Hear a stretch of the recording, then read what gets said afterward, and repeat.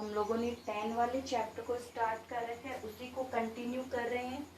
10 वाला जो चैप्टर है वहाँ पे हम लोगों ने लाइट रिएक्शन को कंप्लीट कर लिया है। अब मैंने बात की थी कि जो रिएक्शन होती है, लाइट रिएक्शन के अंदर एक तो एटीपी का फॉर्मेशन होता है, ठीक है।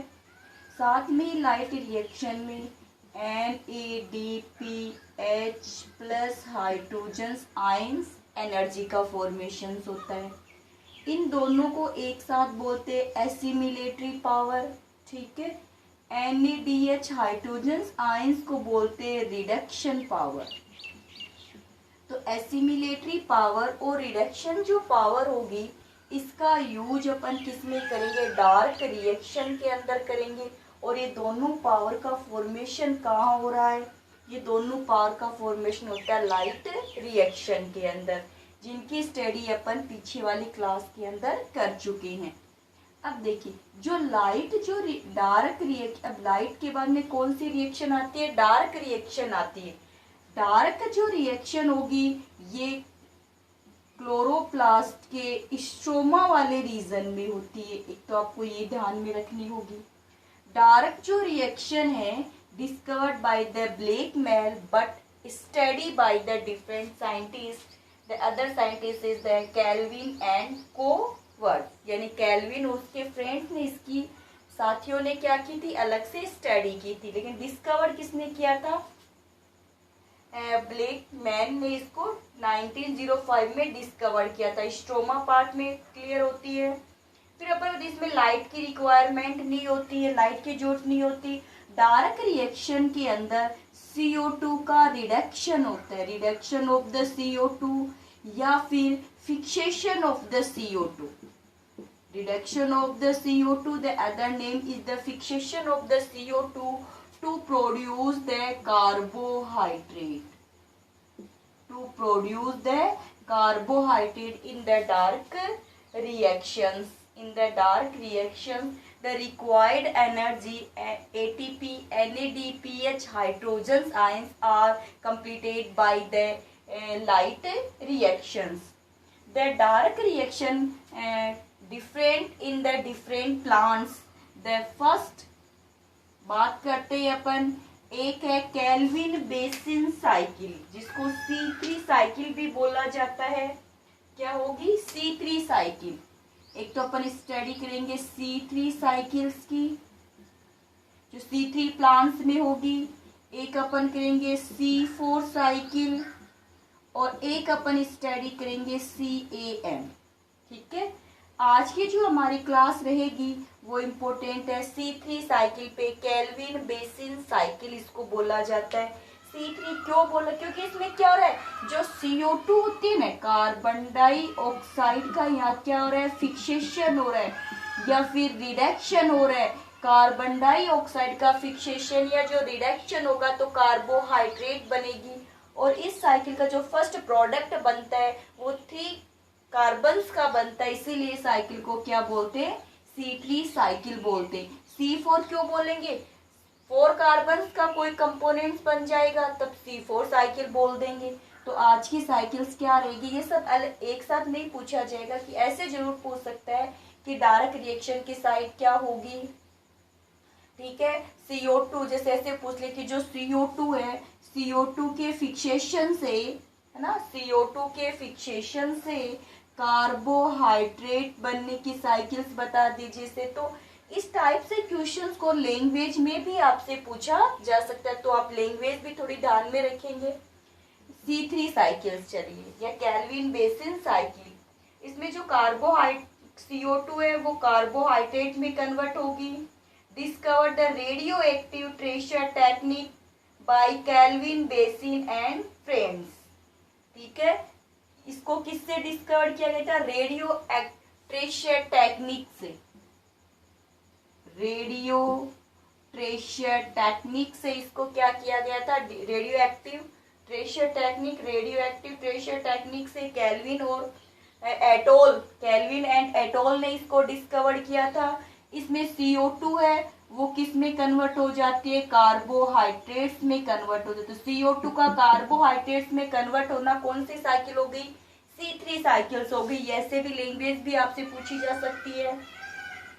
इसमें अपन बताते हैं कि केल्विन और जो एटोल थे उन्होंने किस पे डिस्कवर किया था? क्लोरेला, क्लोरेला सेडमोसोम्स यानी कि यूनिसेलुलर जो एल्गी थी उन पे डिस्कवर किया गया था, unicellular green algae. In this technique use 14 isotope of carbon, carbon का 14 नंबर का आइसोटोप इस टेक्निक में यूज किया गया था। यूज, ठीक है, समझ में आ गया। ये छोटे छोटे क्वेश्चन है।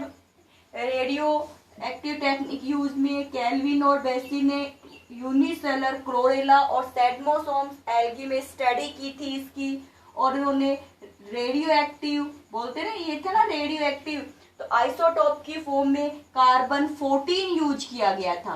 Carbon 14 use form the isotope form. इसका मतलब ये हुआ कि जो क्लोरेला जो एल्गी है जो CO2 लेगी ना, उस CO2, क्योंकि ये जो टेक्निक उन्होंने यूज की थी लेबोरेटरी में करके देखा था कि प्रोडक्ट क्या बन रहे, तो उन्होंने क्या किया, जब कार्बन डाइऑक्साइड ग्रीन एल्गी को दी तो वहां पे कार्बन का कौन सा आइसोटोप दे दिया?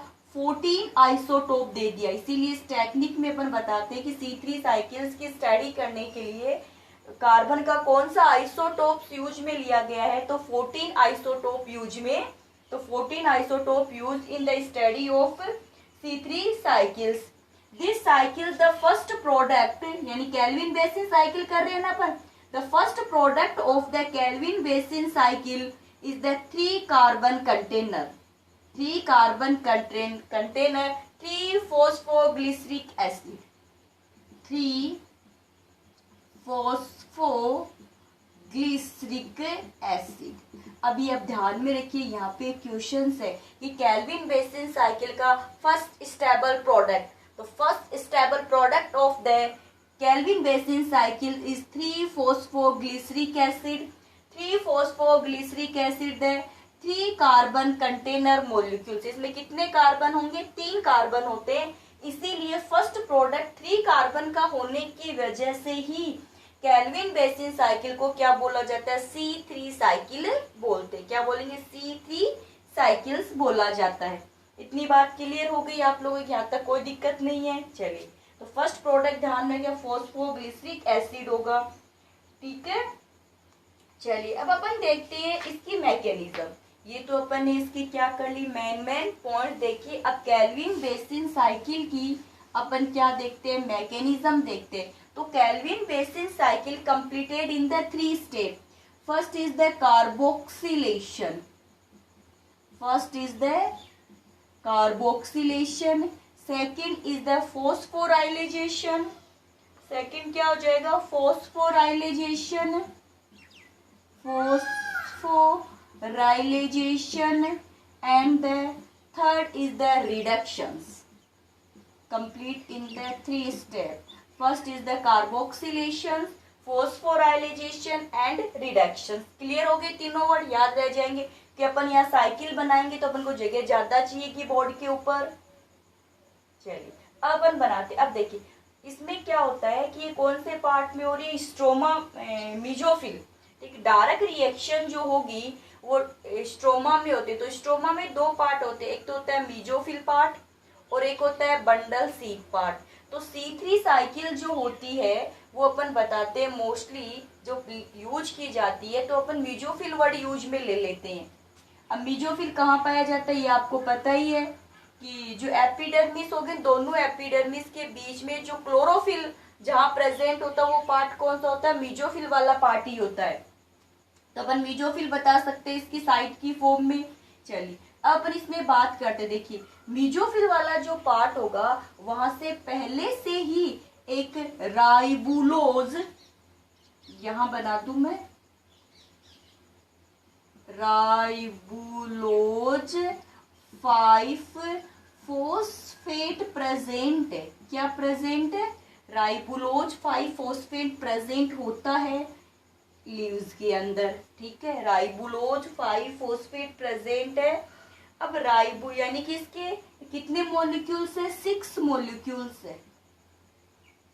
अब राइबुलोज 5 फोस्फेट जो होगा, राइबुलोज 5 फोस्फेट है, इसमें फोस्फोलीकरण होगा और ये बनेगा राइबुलोज 1,5 बाईफोस्फेट, या बोल सकते हो डाईफोस्फेट। ठीक है, इसके भी कितने मॉलिक्यूल्स है, 6 मॉलिक्यूल्स है। अब देखिए आप कि जो कार्बोहाइड्रेट का जब फिक्सेशन होगा तो क्या बनेगा, CO2 के फिक्सेशन से कार्बोहाइड्रेट बनता है। तो कितने कार्बन की रिक्वायर्ड है, 6 कार्बन की रिक्वायरमेंट होती है। तो अपन ये बोल सकते हैं कि एक ग्लूकोज मॉलिक्यूल्स के लिए 6 CO2 को, ठीक है, रिसीव करने के लिए, 6 मॉलिक्यूल्स ऑफ CO2 रिसीव करने के लिए 6 मॉलिक्यूल्स ऑफ राइबुलोज 1,5 फोस्फेट की रिक्वायर्ड होती है। The formation of the one glucose molecules to require the 6 molecules of carbon dioxides to require the receive of the 6 molecules of carbon dioxide, 6 molecules of ribulose 1,5 phosphate। Clear होगी ना आपकी बात, कोई दिक्कत नहीं आ रही होगी मेरे अकॉर्डिंग आपको। चलिए, यानी कि एक ग्लूकोज मॉलिक्यूल्स बनने के लिए 6 मॉलिक्यूल CO2 की चाहिए। तो 6 मॉलिक्यूल CO2 को रिसीव करने के लिए क्या चाहिए, 6 मॉलिक्यूल्स राइबुलोज 1,5 फोस्फेट की चाहिए। अब देखिए, राइबुलोज 1,5 फोस्फेट से राइबुलोज 1,5 फोस्फेट बना है, तो ये फास्फोलीकरण है। ठीक है, क्योंकि देखो फोस्फेट के मॉलिक्यूल इंक्रीज हो गए, पहले तो क्या थे 1 था, अब क्या हो गए 2 हो गए, इसको फॉस्फोलीकरण बोला जाता है। ठीक है, इसके लिए किसकी जरूरत होती है, फिर एनर्जी की जरूरत हो, तो इस यहाँ पे जो ATP जो होगी वो ADP प्लस फोस्फेट में टूट करके एनर्जी दे देगी, यानी जुड़ने के लिए क्या चाहिए, एनर्जी चाहिए। अब देखिए, राइबुलोज 1,5 फोस्फेट जो होगा एटमॉस्फेयर के अंदर present 6 molecules of CO2 enter कर जाएंगे। यहाँ से फिक्सेशन शुरू हो गया ना, 6 मॉलिक्यूल्स ऑफ CO2 एंटर कर जाएंगे, 6 मॉलिक्यूल्स ऑफ वाटर भी एंटर कर जाएंगे। वाटर के 6 मॉलिक्यूल्स हो गए और CO2 के 6 मॉलिक्यूल्स हो गए, और ये दो मिलकर के क्या बनाएंगे, 3 carbon container molecules, 3 phosphoglyceric acid, 3 phosphoglyceric acid बनेगा। और कितने के, 6 6 12, कितने मॉलिक्यूल्स हो गए, 12 मॉलिक्यूल्स हो गए इसके। ठीक है, और कितने कार्बन का है, 3 कार्बन का कोई कंपोनेंट है ये। अब 3 यानी यहाँ पे क्या होगा, यहाँ पे कार्बोक्सिलेशन हो गया। कौन सी, कार्बन का जुड़ना क्या होता है, कार्बोक्सिलेशन होता है। अब 3 फॉस्फो जो ग्लिसरिक एसिड है, इसका क्या होगा, इसका फॉस्फोराइलेशन होगा, तो क्या बनेगा 1,3-डाईफॉस्फोग्लिसरिक एसिड। क्या बन जाएगा, 1,3-डाई, फॉस्फोराइलेशन का मतलब फॉस्फेट ज्यादा बनेंगे, तो 1,3-डाईफॉस्फोग्लिसरिक एसिड। कितने मॉलिक्यूल्स बनेंगे, वही 12 मॉलिक्यूल्स बन जाएंगे 1,3-डाईफॉस्फोग्लिसरिक एसिड के। अब यहाँ पर क्या होगा कि जो NADPH जो एनर्जी स्टोर हो रही थी ना, मैंने कहा था ना इसमें एनर्जी तो चाहिए, लेकिन एनर्जी कौन देगा, लाइट रिएक्शन से डार्क रिएक्शन में एनर्जी आएगी। तो फॉस्फोराइलेशन के समय क्या होता है कि NADPH प्लस हाइड्रोजन जो आयंस होंगे वो NADP में कन्वर्ट हो जाएंगे, और जो एनर्जी है वो यहाँ पे यूज में आ जाएगी। पर 1,3-डाईफॉस्फोग्लिसरिक एसिड, इसके भी 12 मॉलिक्यूल्स ही बने यहाँ पे, तो 1,3-डाईफॉस्फोग्लिसरिक एसिड है, उसका रिडक्शन हो जाएगा, और रिडक्शन जब होगा तो एसिड से क्या बनेगा, अल्डिहाइड बनेगा। एसिड से क्या बनेगा, अल्डिहाइड का फॉर्मेशन होता है, तो क्या बनेगा 1,3-डाईफॉस्फोग्लिसरल्डिहाइड, 1,3-डाईफॉस्फोग्लिसरल्डिहाइड। फिर यहां से बन जाएगा 3-फॉस्फोग्लिसरल्डिहाइड, 3-फॉस्फोग्लिसरल्डिहाइड, 3-फॉस्फोग्लिसरल्डिहाइड। इस ये सभी 12-12 मॉलिक्यूल्स में चल रहे, 12-12 मॉलिक्यूल्स। अब देखिए 3-फॉस्फो जो ग्लिसरल्डिहाइड है, इसके 2 मॉलिक्यूल्स, कितने मॉलिक्यूल्स? 2 मॉलिक्यूल्स आगे जाकर के बना लेंगे कार्बोहाइड्रेट की फॉर्म। ठीक है, बच गए 10 मॉलिक्यूल्स।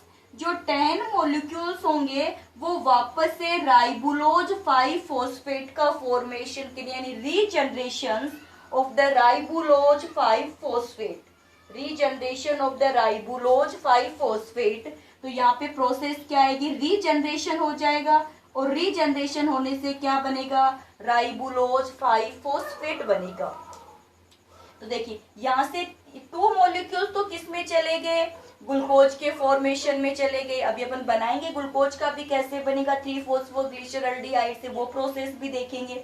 ठीक है, अब यहाँ देखिए आप कि यहाँ एक बार आइए वापस, ये राइबोलोज 1,5-फॉस्फेट बना है, इसका फॉर्मेशन हुआ है ना। तो फॉर्मेशन होने पे एंजाइम काम में आएगा फॉस्फोपेंटोकाइनेज, और ये मॉलिक्यूल्स कितने हैं? 6 मॉलिक्यूल्स है। या एंजाइम्स क्या काम में आएगा?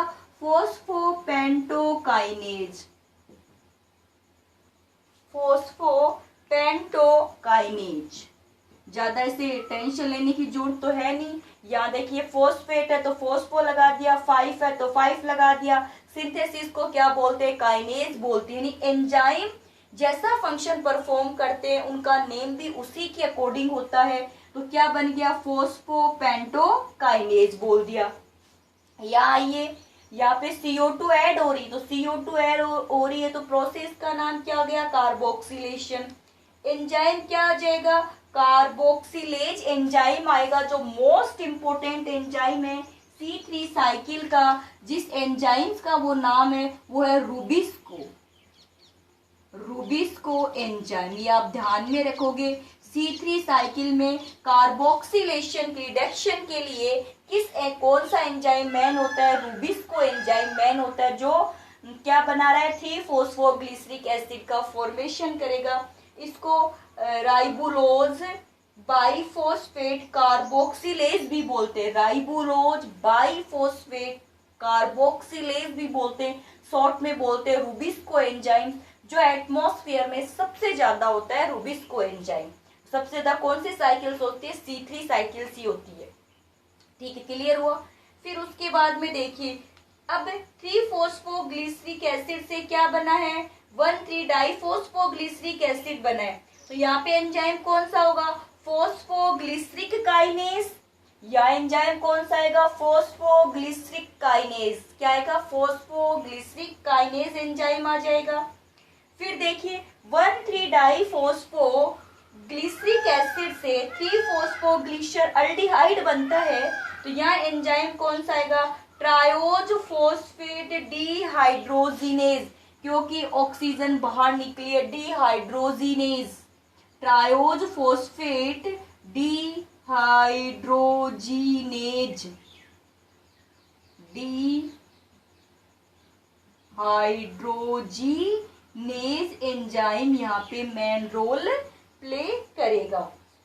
ठीक है, अब देखिए यहाँ पर 3-फॉस्फोग्लिसरल्डिहाइड 1-2 मॉलिक्यूल तो ग्लूकोज बना लेते हैं, और बाकी के 10 मॉलिक्यूल्स रीजनरेशन ऑफ राइबोलोज 5-फॉस्फेट, ताकि ये साइकिल वापस से क्या हो सके? स्टार्ट हो सके। तो आपको इतनी बात समझ में आ गई होगी। अब देखिए, अब अपन एक तो लेंगे ये ग्लूकोज बनाएंगे, ये कैसे बना, ठीक है, और एक राइबोलोज 5-फॉस्फेट का रीजनरेशन कैसे हुआ है। तो अपन फर्स्ट क्या कर लेते हैं? फॉर्मेशन ऑफ, ये हटा रही हूं मैं साइकिल। अब formation of glucose in C3 cycles. तो देखिए अपन स्टार्ट करते कैसे फॉर्मेशन हुआ। अब इसमें देखिए हमारे पास में क्या है? 3-फॉस्फोग्लिसरल्डिहाइड है। क्या है?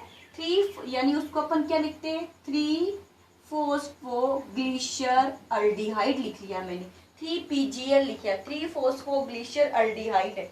इसमें 3-फॉस्फोग्लिसराल्डिहाइड का पहले आइसोमराइजेशन होते हैं, यानी इसी के सेम जैसे मॉलिक्यूल्स बनेगा जिसको बोलेंगे DHAP। क्या नाम बना इसका? DHAP, three dihydroxy acetone phosphate. Three dihydroxy acetone phosphate का फॉर्मेशन हो जाता है। इतना क्लियर हुआ? फिर देखिए 3-फॉस्फोग्लिसर जो अल्डिहाइड है इसके साथ में ये दोनों आपस में जुड़ेंगे, यानी कि 3-फॉस्फोग्लिसराल्डिहाइड प्लस ये इसका आइसोमर होता है, आइसोमर, ये जुड़ेंगे यानी कि 3-DHAP आपस में अटैच हो गए और दोनों के मिलने से क्या बन गया? फ्रैक्टोज 1,6-डाईफॉस्फेट। एक एक मॉलिक्यूल से ही, दो मॉलिक्यूल से तो काम में थे, यहाँ पर अभी अपन केवल एक एक मॉलिक्यूल से काम में ले रहे हैं इनके, कि 2 मॉलिक्यूल्स ही तो बन, यानी 3PGL के 2 मॉलिक्यूल्स ग्लूकोज बनाएंगे, तो अपन केवल यहाँ क्या ले रहे हैं? एक मॉलिक्यूल्स की बात करें, एक मॉलिक्यूल्स इसका, एक मॉलिक्यूल्स इसका, तो क्या बन गया? फ्रैक्टोज 1,6-डाईफॉस्फेट। फ्रैक्टोज 1,6-डाईफॉस्फेट बना है ना। एंजाइम्स कौन सा लेंगे? एल्डोलेज। जोड़ने का काम कर रहा है ना, दो को जोड़ता है तो कौन सा एंजाइम आता है? एल्डोलेज एंजाइम आता है। फिर देखिए फ्रैक्टोज 1,6-डाईफॉस्फेट है, फ्रैक्टोज 1,6-डाईफॉस्फेट है, वो आगे जाकर किस में कन्वर्ट हो जाएगा? फ्रैक्टोज 6-फॉस्फेट में, यानी एक मॉलिक्यूल इसका बाहर निकल गया, फ्रैक्टोज 6-फॉस्फेट। एंजाइम यूज में ले लेंगे फास्फेटेज, ठीक है। फ्रैक्टोज 6-फॉस्फेट जो बनेगा ये बनाएगा आगे जाकर ग्लूकोज 6-फॉस्फेट जो आइसोमर है, यानी फ्रैक्टोज ग्लूकोज का आइसोमर होता है। आइसोमर किसको बोलते हैं? जिनकी स्ट्रक्चर तो अलग होती है, मॉलिक्यूलर फॉर्मूला सेम होता है, तो ये बना लेगा ग्लूकोज 6-फॉस्फेट। ग्लूकोज 6-फॉस्फेट जो होगा, आगे ग्लूकोज 6-फॉस्फेट में वाटर मॉलिक्यूल्स अपन ऐड कर देंगे, तो वाटर मॉलिक्यूल्स ऐड होने से क्या बनेगा? ग्लूकोज बन जाएगा। और ग्लूकोज का ही तो क्या करवाना था? सिंथेसिस करवाना था। अब ये जो प्रोसेस बनी है, इस प्रोसेस को ग्लाइकोलाइटिक रिवर्सन बोलते हैं। क्या बोलते हैं इसको? ग्लाइकोलाइटिक रिवर्सन बोला जाता है। क्लियर हो गया? यानी कि C3 साइकिल्स में 3-फॉस्फोग्लिसराल्डिहाइड जो बना था उसका आइसोमर बन जाता है आगे जाकर के, और दोनों आइसोमर ऐड होंगे फ्रैक्टोज 1,6-डाईफॉस्फेट टू फ्रैक्टोज 6-फॉस्फेट, ग्लूकोज 6-फॉस्फेट, और क्या बन गया? ग्लूकोज बन गया। तो C3 साइकिल की एक प्रोसेस हमारी कंप्लीट हो गई। हमने क्या बना दिया? इसके अंदर ग्लूकोज को सिंथेसाइज कर दिया। फिर क्या हुआ था कि जो 10 मॉलिक्यूल्स थे वो रीफॉर्मेशन ऑफ द राइबोलोज 5-फॉस्फेट कर रहे थे, क्योंकि C3 साइकिल्स के अंदर राइबोलोज 1,5-फॉस्फेट ही एक ऐसा कंपाउंड्स होता है जो CO2 के लिए रिसीवर का काम करता है। एक आपको ये बात भी ध्यान रखनी होगी कि C3 साइकिल्स के अंदर CO2 फिक्सेशन के लिए एक्सेप्टर्स का फंक्शन कौन कर रहा है? तो राइबोलोज 1,5-फॉस्फेट कर रहा है। तो अब अपना नेक्स्ट पॉइंट क्या होगा इस साइकिल के अंदर? Regeneration of RUBP, ribulose five phosphate, regeneration of RUBP, ribulose five phosphate अपन वापस बनाएंगे किससे? 3-फॉस्फोग्लिसराल्डिहाइड से ही इसका फॉर्मेशन किया जाएगा। ठीक है, क्योंकि राइबोलोज 5-फॉस्फेट क्यों चाहिए हमें? क्योंकि 6 मॉलिक्यूल्स ऑफ, यानी कि 6 मॉलिक्यूल्स ऑफ कार्बन डाइऑक्साइड को रिसीव करने के लिए 6 मॉलिक्यूल्स ऑफ राइबोलोज 1,5-फॉस्फेट चाहिए। एक बार तो साइकिल में बार बार फोटोसिंथेसिस तो रिपीट होती रहती है ना प्रोसेस, तो इस प्रोसेस को रिपीट करने के लिए क्या चाहिए? राइबोलोज 5-फॉस्फेट की रिक्वायरमेंट होगी। ठीक है। और राइबुलोज 5 फोस्फेट के फोस्फोलीकरण से क्या बन जाएगा, राइबुलोज 1,5 फोस्फेट बन जाएगा। तो पहले राइबुलोज 5 फोस्फेट तो बना है, फिर होगा ना फॉस्फोलीकरण। तो देखिए इस प्रोसेस में भी क्या हो रहा है, फर्स्ट ऑफ ऑल तो क्या होगा 3PGL। पीजीएल की फुल फॉर्म आपको ध्यान में रही गई होगी, क्या होती है 3 फोस्फोग्लिसर अल्डिहाइड, 3 लगा दिया ना। चलिए अब इसका पहले आइसोमर बनेगा, आइसोमर वही है क्या 3 डाईहाइड्रोक्सी एसीटोन फोस्फेट। ये इसका क्या बन गया ये हो गया आइसोमराइजेशन। आइसोमरेज एंजाइम्स यहाँ हेल्प कर देगा, ट्रायोज फोस्फेट आइसोमरेज एंजाइम्स। ठीक है, अब ये दोनों मिलेंगे, पहले वापस से दोनों के मिलने से क्या बनेगा फ्रैक्टोज 1,6 डाईफोस्फेट, फ्रैक्टोज 1,6 डाईफोस्फेट। ठीक है, क्या बन गया दोनों के मिलने से फ्रैक्टोज 1,6 डाईफोस्फेट। अब आपको पता है दोनों मिलेंगे तो एल्डोलेज एंजाइम काम में आता है, क्या आता है, और इसके कितने मॉलिक्यूल्स है, अपन बात करेंगे कि देखो इसके 4 मॉलिक्यूल्स, तो इसके भी 4 मॉलिक्यूल्स, इसके फिर ये दोनों बनाने में कितने मॉलिक्यूल्स काम में आए, 2 मॉलिक्यूल्स तो इसके और 2 मॉलिक्यूल्स इसके। तो यानी जो प्रोडक्ट बनेगा वो अपना कितना बनेगा, या बता सकते हो एक एक मॉलिक्यूल्स बता दो। एक मॉलिक्यूल्स 3PGL, एक मॉलिक्यूल्स 3PGL, 10 थे तो एक एक ले लिया ना। और तो इसके कितने मॉलिक्यूल्स बने, 2 मॉलिक्यूल्स, दोनों के मिलकर के कितने मॉलिक्यूल्स आगे, 2 मॉलिक्यूल्स आगे। अब आगे आपको फिर पता है कि फ्रैक्टोज 1,6 डाई जो फॉस्फेट है उसमें अपन वाटर ऐड करेंगे तो फ्रैक्टोज 6 फोस्फेट बनेगा। इसके अंदर क्या ऐड कर दिया, वाटर ऐड कर देते हैं, तो वाटर ऐड करेंगे तो क्या बनेगा फ्रैक्टोज 6 फोस्फेट।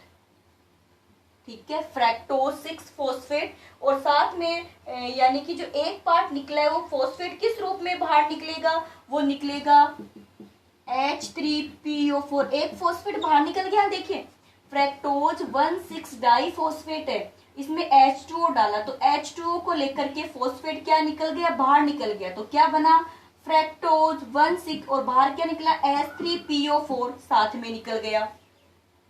फिर उसके बाद में यहाँ पर एंजाइम कौन सा काम में आएगा, फोस्फेटेज एंजाइम काम में आएगा।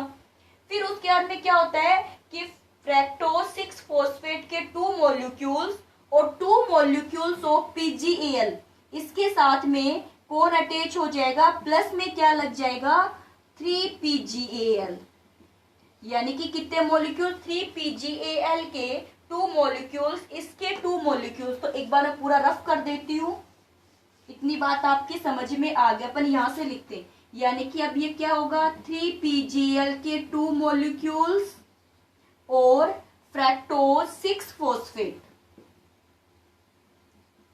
फ्रैक्टोज 6 फोस्फेट, इसके भी कितने मॉलिक्यूल्स 2 मॉलिक्यूल्स।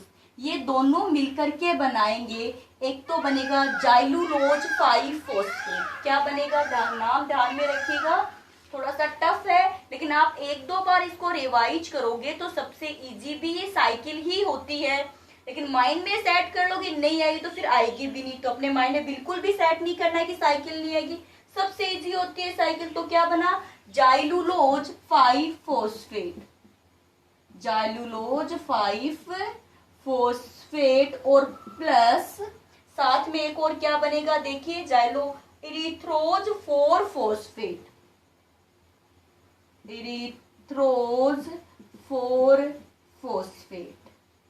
ठीक है, अब उसके बाद में इरिथ्रोज 4 फोस्फेट जाइलोज 5 फोस्फेट का फॉर्मेशन हो जाता है।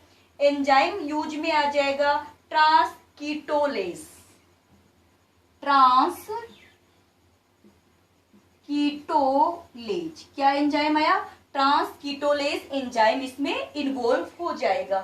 फिर देखिए अब उसके बाद में क्या होगा, जो इरिथ्रो 4 फोस्फेट है ना ये वाला, ये नेक्स्ट स्टेप क्या आएगी, इरिथ्रोज 4 फोस्फेट के साथ अटैच हो जाएगा DHAP, क्योंकि देखिए आपस में दोनों क्या हुए थे, आइसोमर थे। तो एक बार तो फ्रैक्टोज 6 फॉस्फेट से क्या ऐड हो रहा है, PGL ऐड हो रहा है। PGL के ऐड होने से जो प्रोडक्ट बना उसके साथ में इसका क्या ऐड हो जाएगा, आइसोमर ऐड हो जाएगा। इसके भी कितने, दो दो मॉलिक्यूल्स है, 2 मॉलिक्यूल्स और 2 मॉलिक्यूल्स। इससे बनेगा सूडोहेप्टुलोज 17, सूडोहेप्टुलोज 17 डाइफॉस्फेट, सूडोहेप्टुलोज 17 डाइफॉस्फेट 17। इसके भी 2 मॉलिक्यूल्स बन जाएंगे। एंजाइम कौन सा काम में आ जाएगा, फोस्फेटेज एंजाइम काम में आएगा। और साथ ही साथ के अंदर क्या होगा, जो वाटर मॉलिक्यूल्स है, 2 वाटर मॉलिक्यूल यानी वाटर मॉलिक्यूल्स की इसके अंदर रिक्वायरमेंट रहेगी। तो आप सीधे सीधे भी लिख सकते हो, कोई दिक्कत वाली बात नहीं है। इरिथ्रोज 4 फॉस्फेट DHAP से सीधे क्या बना दो, सूडोहेप्टुलोज 17 डाइफॉस्फेट का। और ठीक है, एंजाइम कौन सा काम में आएगा, यहाँ पे ट्रांस एल्डोलेज, सॉरी 2 जुड़ रहे हैं ना, तो जहां 2 जुड़ेंगे वहां पे एल्डोलेज एंजाइम ही काम में आता है। मैंने शायद गलत बोल दिया है, तो ध्यान में रखिएगा, यहाँ कौन सा आएगा, एल्डोलेज एंजाइम काम में आएगा। फिर देखिए सूडोहेप्टुलोज 17 डाइफॉस्फेट है ना, सूडोहेप्टुलोज 17 डाइफॉस्फेट में से अपन क्या करेंगे, जो वाटर ऐड करवाते हैं, तो वाटर जब ऐड करवाएंगे तो H3PO4 बाहर निकलेगा। वाटर के ऐड होने से क्या है, H3PO4 बाहर निकल गया, 2 मॉलिक्यूल्स, 2 मॉलिक्यूल्स है तो 2 मॉलिक्यूल्स तो बाहर निकलते हैं। आपको पता है 17 में से एक हट गया, ये होता है कि वाटर एक फॉस्फेट निकल गया, तो क्या बना, सूडोहेप्टुलोज 7 फॉस्फेट बन गया। क्या बन गया, सूडोहेप्टुलोज 7 फॉस्फेट, सूडोहेप्टुलोज 7 फॉस्फेट। और फॉस्फेटेज एंजाइम यूज में आ जाएगा। कौन सा एंजाइम हो गया, फॉस्फेटेज एंजाइम यूज में आ गया। फिर सूडोहेप्टुलोज 7 जो फॉस्फेट है उसके साथ में वापस से कौन आ गया, PGAL आ गया। तो प्लस में क्या लग गया यहाँ पे, PGAL। तो PGAL जैसे ही लगा, सूडोहेप्टुलोज 7 फॉस्फेट से PGAL जैसे ही हुआ, 2 मॉलिक्यूल चल रहे हैं सबके, तो क्या बना, राइबोज 5 फॉस्फेट बना। क्या बना, राइबोज 5 फॉस्फेट बना। और एक बनेगा जाइलोज 5 फॉस्फेट। एक दूसरा क्या बन गया, जाइलुलोज 5 फॉस्फेट बन गया। 2 मॉलिक्यूल्स बन गए, जाइलुलोज 5 फॉस्फेट। अब जो जाइलुलोज 5 फॉस्फेट राइबोज जो 5 फॉस्फेट बना है, ये आइसोमर बन जाएगा, यानी एंजाइम आ जाएगा फोस्फोपेंटो आइसोमरेज। क्या बन जाएगा एंजाइम, फोस्फोपेंटो आइसोमरेज एंजाइम से ये राइबुलोज 5 फॉस्फेट बना लेगा, राइबुलोज 5 फॉस्फेट। और जाइलोज 5 फॉस्फेट है, ये भी राइबुलोज 5 फॉस्फेट बना लेगा। एक बार मैं रीजनरेशन की वापस बता देती हूँ जल्दी से। देखिए पहले क्या होगा, 3PGL है, वो आइसोमर बनाएगा DHAP, जिसमें से 3PGL का जो एक मॉलिक्यूल्स है वो फ्रैक्टोज 6 फॉस्फेट के साथ में अटैच होगा और जाइलोज 5 फॉस्फेट इरिथ्रोज 4 फॉस्फेट बनाएगा। इरिथ्रोज 4 फॉस्फेट से फिर से DHAP जुड़ गया। क्या जुड़ गया, DHAP। पहले DHAP जुड़ता है, ध्यान में रखिए, PGL नहीं जुड़ता। तो सूडोहेप्टुलोज 17 डाइफॉस्फेट बन गया। सूडोहेप्टुलोज 17 डाइफॉस्फेट से वाटर मॉलिक्यूल्स ऐड करवाने पर H3PO4 बाहर निकल गए और सूडोहेप्टुलोज 1 बाहर निकल तो 7 फॉस्फेट बन गया।